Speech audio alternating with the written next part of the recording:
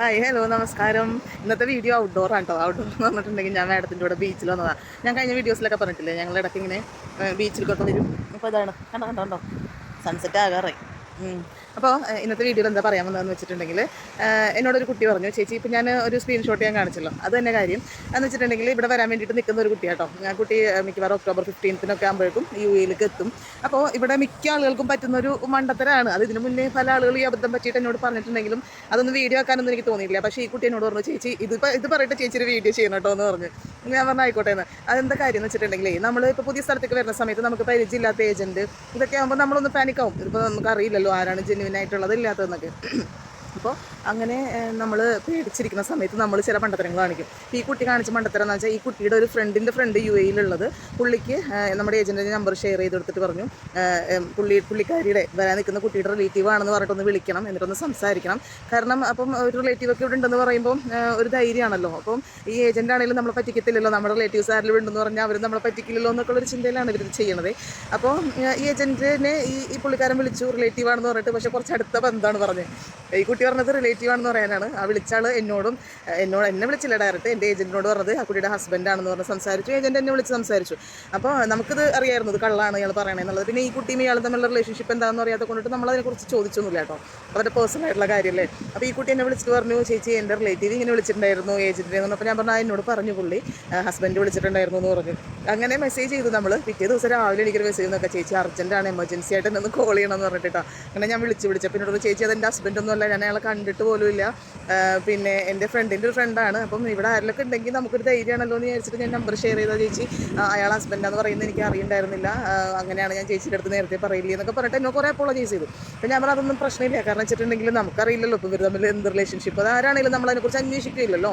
അപ്പം ഈ കുട്ടീനോട് ചേച്ചി ഞാൻ ഇന്നലെ ഉറങ്ങിയിട്ടില്ല, ചേച്ചി ഇങ്ങനെ പറഞ്ഞിട്ട് ഹസ്ബൻഡ് വിളിച്ചിട്ടുണ്ടായിരുന്നു എന്ന് പറഞ്ഞിട്ട് എനിക്ക് ചേച്ചിനെ വിളിച്ചത് പറയാൻ ഒരു സമാധാനം ഉണ്ടായിരുന്നില്ല. അപ്പം ഞാൻ ആ പുള്ളീനെ ഞാൻ ചോദിച്ചു നിങ്ങൾ എന്തിനാ എൻ്റെ ഹസ്ബൻഡാന്ന് പറഞ്ഞതെന്ന് ചോദിച്ചു അത്രയും. അപ്പോൾ അയാൾ പറഞ്ഞു അതങ്ങനെ തന്നെ പറഞ്ഞാൽ മതി, ഇനി പിന്നെ തദ്ബീറിൻ്റെ കെയർ ഓഫിൽ അല്ലെങ്കിൽ ഏജൻസിയുടെ കെയർ ഓഫിൽ ജോലിക്കൊന്നും കയറണ്ട, ഞാനിവിടെ ജോലി ശരിയാക്കി തരാം, ഇവിടെ വന്നിട്ട് എൻ്റെ വൈഫാന്ന് പറഞ്ഞാൽ മതി എന്നത്രേ.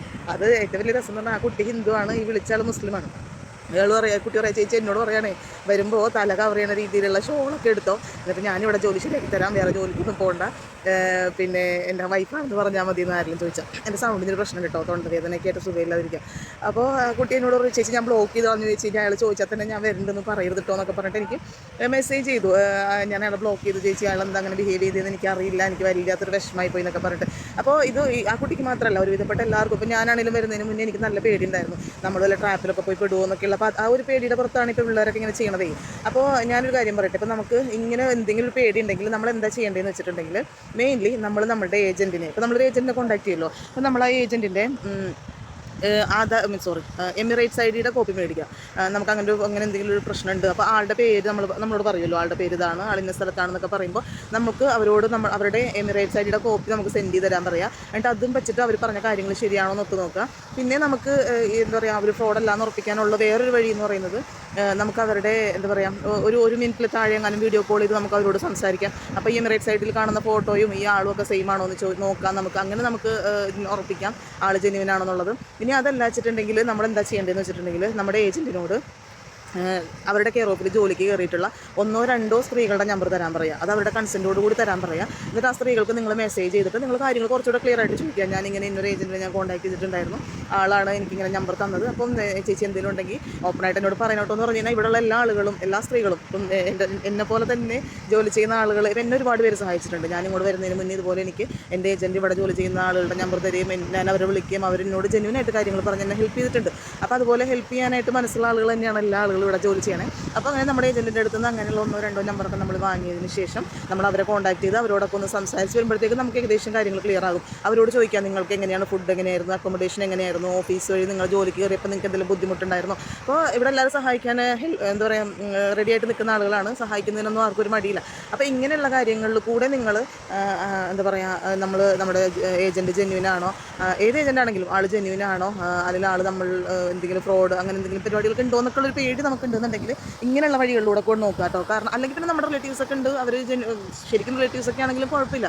ഇത് നമ്മളറിയാത്ത ആളുകളുടെ അടുത്ത് സംസാരിക്കുമ്പോൾ ഒന്നെന്ന് പറയുന്നത് അയാൾ അത് മുതലെടുക്കാൻ നോക്കും, അതാരാണെങ്കിലും XOY ആരാണെങ്കിലും പിന്നെ എന്ന് പറയുന്നത് എന്താ പറയുക, അയാൾ ഹസ്ബൻഡാന്ന് പറഞ്ഞോടുകൂടി എനിക്കും ഏജന്റിന് മനസ്സിലായി. അല്ലാന്നുള്ളത് നമുക്കറിയാമല്ലോ, കുട്ടി ഹസ്ബൻഡാണ് ആദ്യം പറഞ്ഞത്. അപ്പം ഈ വരുന്ന പിള്ളേരെ കുറിച്ച് നമുക്കൊരു ഇതാവും, ഇതാരാണ് എന്തായാലും റിലേറ്റീവ് അല്ല, റിലേറ്റീവ് ആണെങ്കിൽ ഒരിക്കലും ഹസ്ബൻഡാന്ന് പറയില്ലല്ലോ. അപ്പോൾ നമുക്കൊരു തെറ്റിദ്ധാരണ വരാനൊക്കെ സാധ്യതയുണ്ട്. അപ്പോൾ അതൊക്കെ ഒഴിവാക്കാൻ വേണ്ടിയിട്ട് നമ്മൾ ഡയറക്റ്റായിട്ട് നമ്മുടെ ഏജന്റിൻ്റെ അടുത്ത് നമ്മൾ ചോദിക്കുക, നിങ്ങളുടെ ആധാർ കാർഡ് എമിറേറ്റ്സ് ID അയച്ചു തരിക, അല്ലെങ്കിൽ വീഡിയോ കോളിൽ സംസാരിക്കാം, നിങ്ങളുടെ ഫാമിലി എവിടെയാണ്, വീട് എവിടെയാണെന്നുള്ളതൊക്കെ ചോദിക്കാം. ഇതുപോലെ ജോലിക്ക് കയറിയിട്ടുള്ള സ്ത്രീകളുടെ നമ്പർ വാങ്ങിയിട്ട് അവരോട് നമ്മൾ സംസാരിച്ചിട്ട് കൂടുതൽ ഡൗട്ട്സ് ഒക്കെ ക്ലിയർ ചെയ്ത് വരാം. അപ്പോൾ അങ്ങനെയൊക്കെ ചെയ്തിട്ട് വേണം കേട്ടോ വരാനായിട്ട്. കൂടുതലും ഇങ്ങനെ നമുക്ക് പരിചയമില്ലാത്ത ആളുകളുടെ ഹെൽപ്പ് എടുത്താലുള്ള പ്രശ്നം ഇതാണ്. കാരണം അതൊരു ട്രോമയായിട്ട് പിന്നെ നമ്മുടെ ഉള്ളിൽ കിടക്കും, നമ്മളെക്കുറിച്ച് മറ്റുള്ളവർ തെറ്റിദ്ധരിക്കാനിടയാവും. അപ്പോൾ ഇങ്ങനെ കുറേ പ്രശ്നങ്ങളുണ്ട്. അപ്പോൾ സത്യം പറഞ്ഞാൽ ഇതിപ്പോൾ ആദ്യത്തെ എക്സ്പീരിയൻസ് അല്ല കേട്ടോ എനിക്ക് ഇതിന് മുന്നേ എന്നോട് മെസ്സേജ് ചെയ്തിട്ടുള്ള പിള്ളേർക്കൊക്കെ ഇങ്ങനെയുള്ള ചില അനുഭവങ്ങൾ ഉണ്ടായിട്ടുണ്ടെങ്കിലും ഈ കുട്ടി മാത്രം എന്നോട് പറഞ്ഞ, ചേച്ചി എനിക്ക് പറ്റിയ ഒരു എന്താ പറയുക, എനിക്കുണ്ടായിരുന്ന ഈ ഒരു എക്സ്പീരിയൻസ് വെച്ചിട്ടും കൂടെ ചേച്ചി ഒരു വീഡിയോ ഇടണം കേട്ടോ എന്ന് പറഞ്ഞുകൊണ്ട് മാത്രമേ ഞായിട്ടുള്ളൂ. അപ്പോൾ ഇനി ഇതുപോലെ വേറെ എങ്ങോട്ട് പോകാൻ നിൽക്കുന്നവരാണെങ്കിലും ഇങ്ങനെയുള്ള കാര്യങ്ങളൊക്കെ ചെയ്യാം കേട്ടോ. അപ്പോൾ നമുക്ക്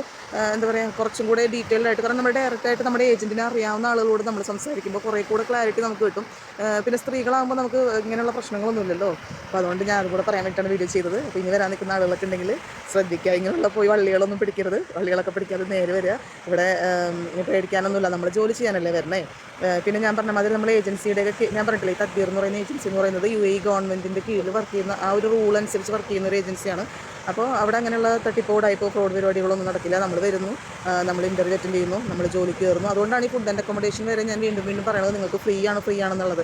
കാരണം മിക്ക ആളുകളും ഇതിനൊക്കെ പേയ്മെൻറ്റ് ചോദിച്ച് മേടിക്കുന്ന ഏജൻറ്റുമാരെയൊക്കെ എനിക്ക് അറിയാവുന്നതുകൊണ്ടാണ് ഞാൻ വീണ്ടും പറയണേ. അങ്ങനെയല്ല, ഇത് ഈ ഏജൻസി ഫ്രീ ആയിട്ട് കൊടുക്കുകയാണ് ഫുഡും അക്കോമഡേഷനും അങ്ങനെയുള്ള കാര്യങ്ങളൊക്കെ.